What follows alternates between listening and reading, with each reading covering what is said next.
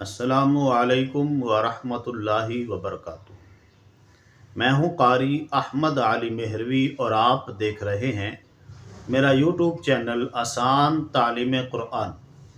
محترم ناظرین، شب بارات بیری کے پتوں سے نہانے کا فائدہ کیا ہے اور بیری کے پتوں سے نہانا کیسے ہے، اس کا طریقہ کیا ہے، یہ دونوں چیزیں آج کی ویڈیو میں بیان کی جائیں گی۔ اگر آپ یہ سننا چاہتے ہیں تو ویڈیو کو مکمل دیکھیے گا۔ محترم ناظرین، اللہ کریم نے ہمارے لیے ہر چیز میں فائدہ رکھا ہے۔ ہر چیز اللہ کریم نے انسان کے لیے بنائی ہے اور اس کی ہر چیز میں حکمت ہے۔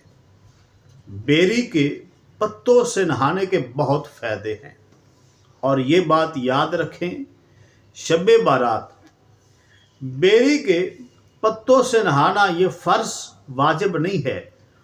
ایسا نہیں ہے کہ اگر کوئی نہیں نہائے گا تو گناہگار ہوگا، ایسا نہیں ہے۔ ہاں، نہا لیں تو اس کا فائدہ ہے، یہ جائز ہے۔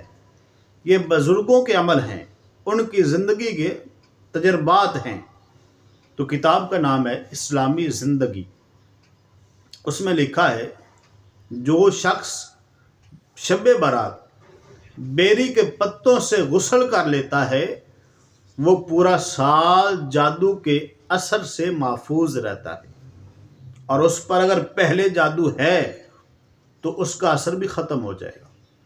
تو اس میں اور بھی بہت فائدے ہیں، بہت سی بیماریوں کا علاج بھی ہے۔ تو کوشش کریں کہ بیری کے پتوں سے نہائیں۔ بیری کے پتوں سے نہانا کیسے ہے، یہ طریقہ آپ کو پتہ ہونا چاہیے۔ 7 پتے لینے ہیں بیری کے ایک شخص کے لیے۔ اگر گھر کے زیادہ افراد ہیں تو ہر ایک کے حساب سے 7 پتے لیں، اور جس درخت سے پتے توڑنے ہیں اس کے مالک کی اجازت لے کر توڑنے ہیں، کسی کا ایسے نقصان نہیں کرنا۔ ہاں، 7 پتے لیں ایک بندے کے لیے، لیکن اجازت سے لیں۔ ان کو پانی میں ڈالیں اور پانی کو خوب جوش دیں۔